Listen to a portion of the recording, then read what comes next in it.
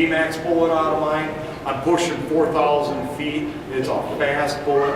The shot that I look for in pelting, or if somebody wants for taxidermy, I look for the chest, a quarter chest shoulder, not a bone shoulder, but behind the shoulder exit is what I look for. So it's great when we got them coming in and you get that quartered shot.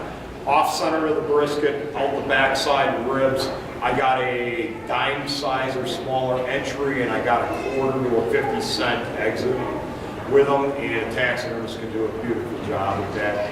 As far as for pelting goes, a little bit of care, those can be sewn up, and you really don't have a lot of dollar loss.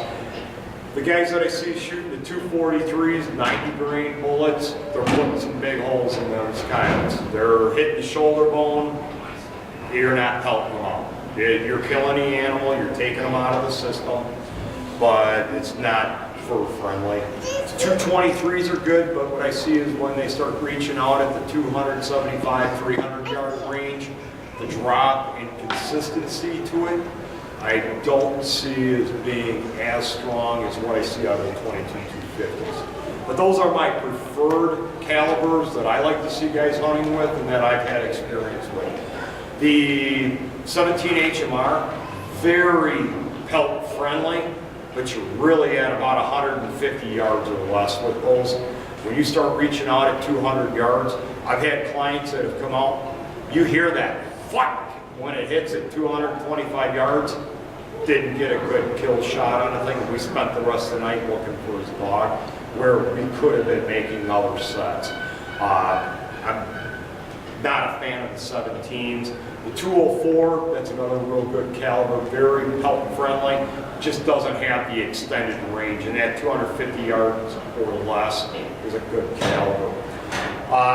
My strongest recommendation, other than scent control, is your optics. And I've been across the board, Burris, Leopold, Zeiss, Nikon, Bushnell, etc. I've settled in. I'm a huge fan of Burris. I support Burris the most I can. Most of the scopes that I'm running now are in their XTR series or Extreme Tactical, same ones that are supplied for military use.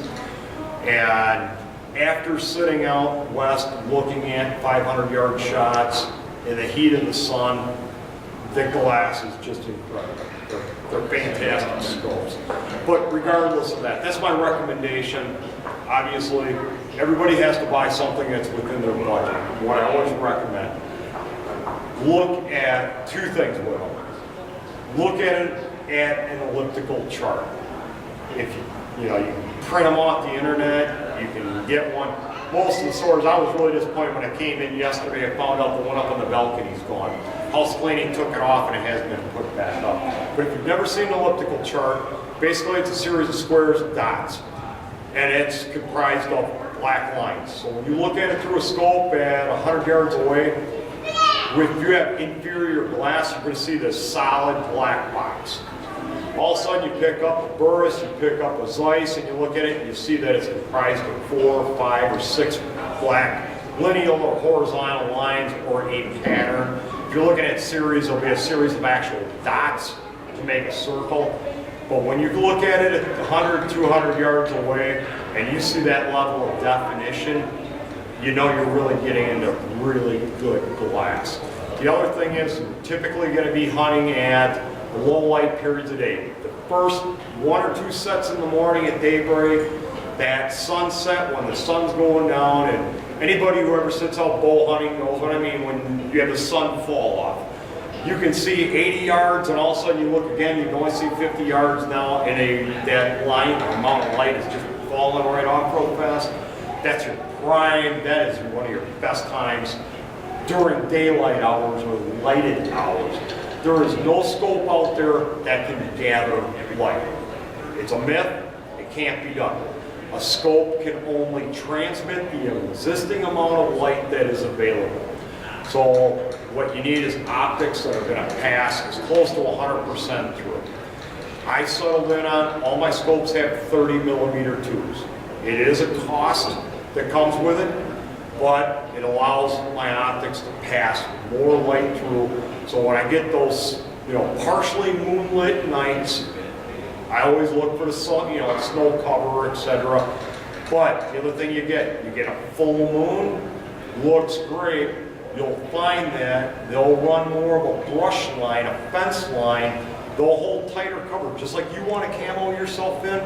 You're looking at the top of the line predators. They're going to want to camo themselves in as they're coming in. And it's just really hard. It's where you get glimpses of something move. Now, are everybody from Wisconsin? Okay, so law, I don't agree with it, but it's law. You can only use a light at point of kill. You cannot use a light in Wisconsin to identify. I've had wolves already come in on my calling. I've had dogs come in, and I've seen a few coy dogs that said a dog was at a coyote. Well, we're not shooting. And I know if I would have been using inferior glass, I could have had myself in a world of trouble. And so that's just one. It makes everybody's experience better. For the guys, if you're seriously thinking of getting into a lot of predator hunting, definitely invest in your optics. I've gotten away from using lanyard cords and having everything dangle from my neck. I just use a backpack for coming in. One of the things that I just absolutely love that has really made a difference in my flexibility and mobility is the fanny packs. And since everything in turkey hunting has gotten so much more advanced, the things that they look for the turkey hunter is perfect for the predator hunting. The vest, the compartments, everything's in there. Put your rangefinder in. You got your calls. You keep things around. And as I mentioned, the one thing I absolutely hate is when you're sitting there, you've been trying to be quiet, and you get that dangling around.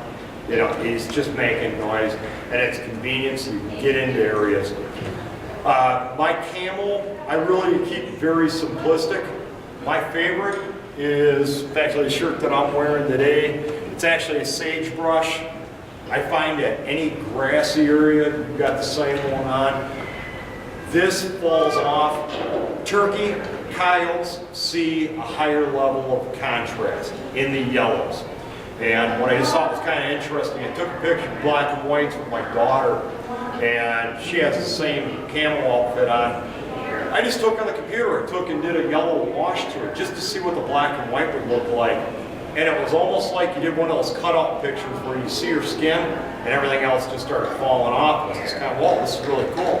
So I took some of our pictures of us with like AP camo and some of the other camos. Blew my mind on what I saw. It's shiny, highlights, things like that. When I started looking at it from a black and white perspective and applying blues and yellows, different colors that animals see in more. And what I really found was these muted type of camos really fell in. The whites, I like a stark white with just a slight amount of like open country or like a hay straw type look. I started out Army surplus store. The Air Force whites, slipovers, great snow camo. They're big, they're baggy, they're quiet, and you can take a Sharpie, put a few lines on them. Quick, very inexpensive snow camo. And that's what I started out with until I started purchasing on more. But those are my camos that I look for. And I just really want to be very simplistic, go to my environment. If I'm in woodland, I want something that's going to blend into that. Just give me that advantage. The scent control, I am a huge fan of this. I see debates on different forums about using the spray products. The washing your clothes, does it really matter? Well, hey, you're shooting the animal out at 200 yards, what does it really matter? I've seen coyotes take off a ridge top 300, 400 yards away, and I just sat there scratching my head going, why? Well, if I can eliminate something out of it inexpensively, I'm going to take everything I can to do to put it into my advantage. So just the simple things. I take all my actual hunting clothes, I keep them in tubs. I say my process is just dry leaves. Break up leaves in the air, take smoke leaves, dry them out, crumble them up. That's the bedding that I use in the bottom of the tub. I lay all my hunting clothes in there, seal it up. Now I can put it out in the garage, put it wherever in the basement. And when I take it out, it's got that good, musty, woodsy smell to it that's going to mask everything. Other little details that I see and then mistakes that I've made, gotten in my truck, go to take off, and it's like, smell it, crap, I smell diesel fuel. Stop at the gas station, filled my truck up, I got my hunting boots on, I got out, I've been standing in diesel fuel, it dripped out, now I can smell it. Well, if I can smell it, they're gonna smell it. So I got in a habit. My crappy tennis shoes, my boots stay in the back of my truck, I swap them all when I go. My clothes, I don't wash them in. I don't let my wife put laundry detergent in there. It's just a quick tub out the back, wash everything out with this mild scent-free soap, water, let them air dry, put them away. That's how I keep it. And again, it's just that scent control. Anything you can do, put it to your advantage so you can get in undetected is best for you. And a good watch, just something simplistic. I know there's guys that like using their digital or with the phones and everything now. I'm still a fan of the watch. Pay attention to your time and use the management. Keep your calling sequences down to a lower amount of time. Give that time in between there and watch the clock. A typical set for me is 20 minutes to 45 minutes. If I know that I'm in a good prime area that I can pull from a longer distance, I might set it out to 35 to 40 minutes. If I hit 45 minutes and I haven't had any success, no response, I'm gone. I move on. And you know, if I'm hitting smaller, or hey, this is just a real, I'm hitting a 25 little or acre marshy area, I'm going to sit on for maybe 25 minutes. That's it. No activity. Hell, get out of there, get on to the next one, and keep moving. The last thing that just really to kind of touch over is success rate, because this question always comes up to me as a guide. What is your success rate? What kind of success rate should someone expect? There is no answer to it. There is nothing right. There's nothing that really sets a bar to say that this is good, this is mediocre, and this is bad. I've had strings, 20, 25 sets. Never heard, never saw a coyote. All of a sudden, set 21, we double, set 22, take a single, set 23, see 2 out, client missed, you know, shot and missed. Then next 2 sets, nothing. Then we had another double, and then maybe 15 more sets, nothing. Every location you go to is going to be different. Every range that you go on to, and I'm talking the Coyote range, is going to be different on a different night. There is no set formula other than persistence, time out. The more sets you make, the more practice, and the more you stack the odds in your favor is success rate. And I really kind of go back and compare it to bow hunting. With guys when they're taking and looking at a success rate, what is your success rate when you're bow hunting? How many mornings, how many evenings have you set out, and how many times has that one buck come directly underneath your stand? You know, I know guys that hunt all season long, never draw their bow back. They're sitting in the woods 40, 50 days out of the bow hunting season, and they never draw their bow back. So if you start on a comparison to, what is a success rate? One, you got to be doing it for your enjoyment and the adrenaline rush that when it happens fast, because you're not going to take and draw on. There's no secret formula that you make 5 sets, you're going to get 2 coyotes coming in. It doesn't work that way, and I don't want you walking out of here with a false pretense that, hey, you know what, I'm going to have 3 different calls. I'm going to use this one, and this one, that one, and that one, and this one over here, and I'm getting 3 coyotes tonight. Go out with the ambition, go out with the desire, but just be realistic in it that don't give up because you've done 3 or 4 days, 3 or 4 sets every day, and haven't had the success. Because you will go through a long streak of nothing. Then all of a sudden, pieces fall in, maybe you've done that little thing with a better selection of the spot, have some success, and always step back. I'm a very analytical person in the way I think about everything, regardless of fishing, hunting. But it's when I have success, where did the coyote come from? Did he come from what I suspected as a bedding area? Was he on a travel route? these type of things. Don't be afraid to at night. Get in your truck, get in your car, take a ride, pull off the side of the road, and you think that you're in an area that holds coyotes, you suspect, you know, hey, I normally hear them about 10 o'clock at night over in this area. Go drive over near that area. Park the truck, shut it off, wait a couple minutes, get out, just take a howl caller and just give one good loud howl this time. And then just sit there and wait. All of a sudden, boom, you got one answering back. Howl back at him. Just oops, I took the lips off a little fast, but you know, give them a howl back and start the communication thing with them. It's not as critical at those given points that you're spooking them, but don't do that in the same spot all the time. That's where I'll go around different areas when I'm looking at different properties that I want to hunt or target. And even before I've even gone up and asked a farmer if I can hunt his property, I've already got probably 50% of my scouting already done. I've looked at everything on the satellite images. I've gone out there at night and done a little howling, and I know that coyotes are frequenting that area. So all I'm putting that together, so now when I concentrate my effort to go there, I know that I'm putting myself in a position to be successful. Oh, that's kind of everything that I do and what's been very successful for me. So that I'd like just to open up. Any questions? Anything more that you guys would like me to cover on? Like when you first set up, what's your first call? First call, generally, if it's a new area, new site, new everything, first time going out, I'm going to be on a rabbit call. And then what I'm going to look at is, I've kind of got it dialed in for like, and what I would suggest for you, because I know you're hunting the same kind of range that I am, what I do in Richland County. I have that little bit deeper sounding, a raspier sounding rabbit has worked better for me.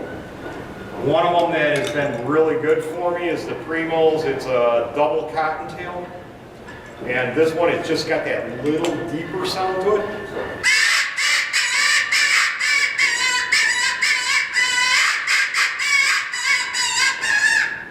Just that little deeper sound. And it's one, just over the years of using different sounds, it's been a little bit better.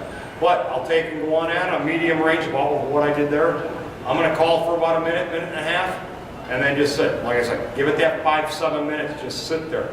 Another thing that, and I wish I had internet access to pull this up, because I got a couple just test videos that I had thrown on YouTube that I shared with people. I have, and I don't know how many other people do it, but it's just, again, it's how I think and how analytical I get. You start calling in an area, if you start getting crows and you got red-tailed hawks, if you get a bald eagle flying over you, keep that in the memory banks. That is a good sound. Even though you didn't have success with it that day. If you're drawing in the birds, if the birds are coming and looking for food, you're on the right track. You're doing the right sequence. I got a real good one of a new call, and I don't remember if it was this double one, but it was one of the other raspier sounds. I just wanted a deeper call. First day, you know, I just went up on a rock pile overlooking, wind coming in, you know, or a quarter across me, and I saw there was a flock probably about 3/4 of a mile away, a bunch of ravens sitting on the tree. I just started on that call, and it was like 30 seconds. I got like 60, 70 birds flying over me. I mean, it was, you know, what's the movie, The Birds? I forgot the writer for that, I'm sorry. Yeah, that, I mean, it's like a moment of that. I got all these birds flying over me. I didn't see a coyote or a fox that day, but I kept that call because it just rang in my head. Hey, I had a good response with it, and that call's actually been a very, very good call for me. But I'll start out with food sources, and typically a rabbit, because a rabbit's going to be most prevalent for those areas. What about, I just started using this, and I don't know if it's kind of a gimmick or not, but it's called Coyote juice, and you put it on wicks like you would do for deer hunting with scent and masking scent. Some of the discussions that come up, I don't have a strong opinion, pro or con, other than if it can put until the odds in your favor, do it. You know, it's just like with my scent control, and that's my biggest thing, is I just want to be invisible in the woods. The thing that, I guess where I don't look at, and I'm gonna lump this this in with using decoys, not just a coyote decoy, but when looking at pelt rags, if you're looking at like a jackrabbit, you know, fur ball that spins. One of the things that you got to do before they're successful, you got to draw the coyote in. You got to get that coyote from out of the woods to the field to see your decoy sitting out there to respond and come up to it.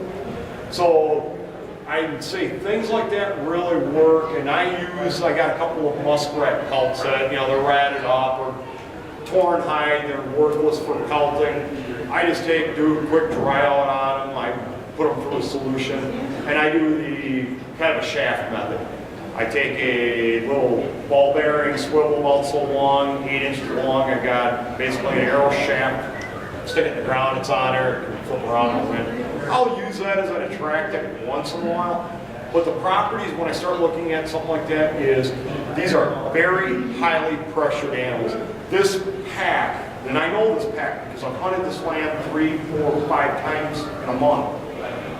I know that I need something to get them from 400 yards to 200 yards. That's when I'll start targeting putting those decoys on.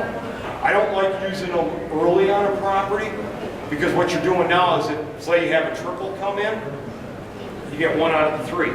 You educated 2 dogs. And their memory, I think their memory is just like that of a beaver. Once they're trap shy, once they're educated, you're going to have a miserable time pulling them in again. So that's where I'll look at those type of things. I'll want to use later in the season. Once that's been pressured a number of times, I don't want to use it right away. You know, don't give up your poker hand on your first bet. Save it to the end and use those type of things when you absolutely need them. Sir? With the carcass piles, have you had any luck not hunting over them, but coming in at night using them as a package in the area you've got an ownership mentality of the carcass pile? And it's how frequent or, you know, the success getting it being maybe further away, getting them to travel to coming there. And that's typically more of what I've done, because in the very few rare cases that I shoot over a carcass, it's more of a case of I don't want to educate them. And if there's a pack of 4 or 5 coming in, and what I'll do a lot of times, I'm doing it from an animal damage control situation. So basically I'm a hired gun, I gotta kill what's there. So I'll throw a trail cam up in that area, and I'll see that, hey, I got 4 coyotes, I got 5 coyotes coming in. I definitely don't want to shoot them right over. And then just from doing, like you say, get out, do your little bit of scouting, you know that they're coming from this vicinity. I'd much rather take them in a travel route. And then I'm doing a combination. In that case, I got a couple cable restraints if it's that time of the season out, or I got a few foothold traps in a blind set, travel manner, and then I'm also hunting out here. The other thing that I got for me is time. That's my one asset that if I could squeeze 400 days out of a year, somehow I want to learn how to do it. You know, it's just always time for me, so when I do get into an area like that, I got to be fast. You know, and it's just like even in my trapping methods. When I go in, I gang set everything. I don't do the 1 or 2 nice pristine, you know, sets. I get in there, I get my 4 or 5 good, you know, real good dirt hole sets made, and then I get my 6 or 8 other sets made in there and some blind trail sets. I go in there for numbers. I want to hit it hard and get the heck out of there and move on. And that's my lifestyle. That's what I have to do. Now, you know, someone from, we'll say general public, hunting their own property and the neighbor's property and trapping that property, that's a little different because they're going to be on the same properties and they're going to take and hit the adjoining lands and kind of roll off from there. Public hunting grounds, this question comes up once in a while. Public hunting grounds, I really like night situations or after dark.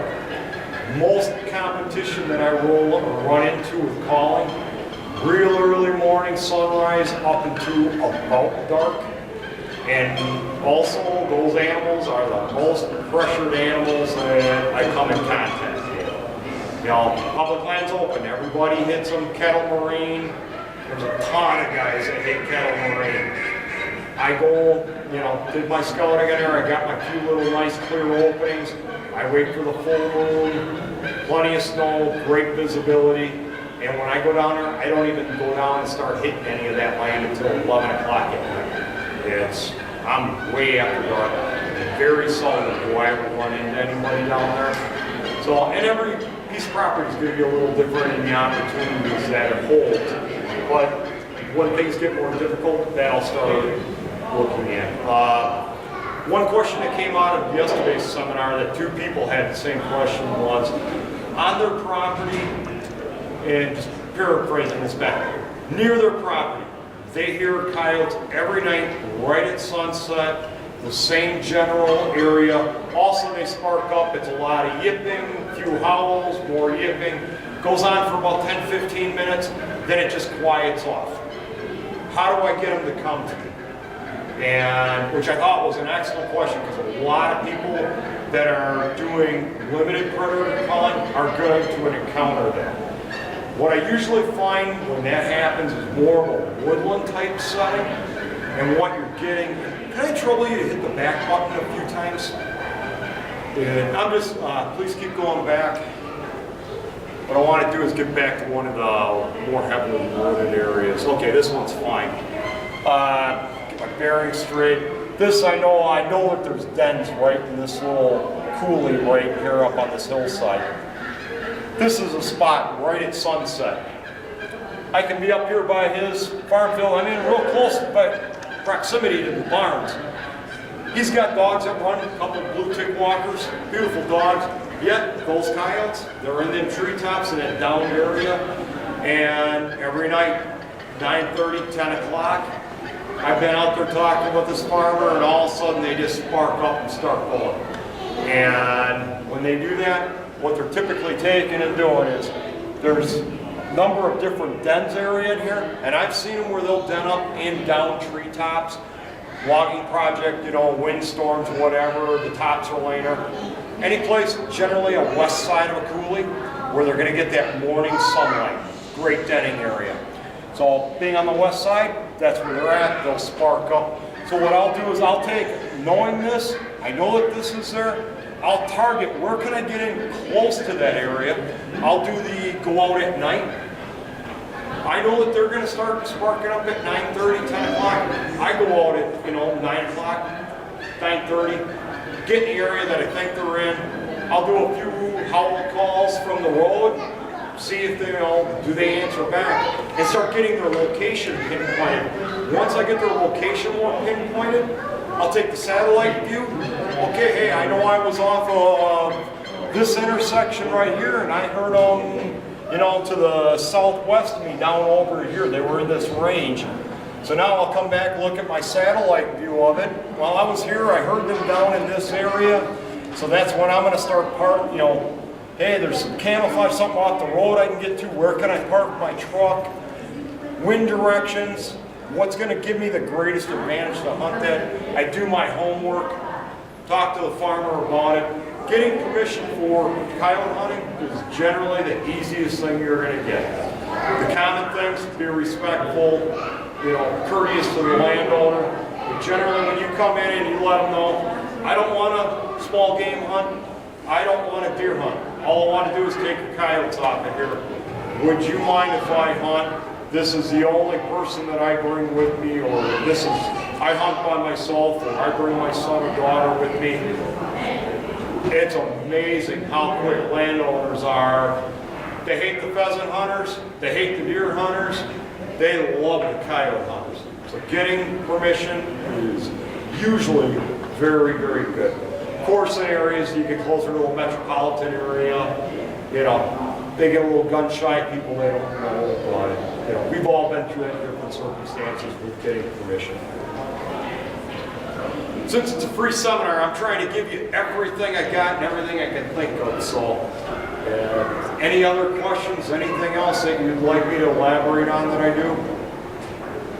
I'm not trying to overwhelm you, but I just, you know, trying to cover a lot of information on what I do.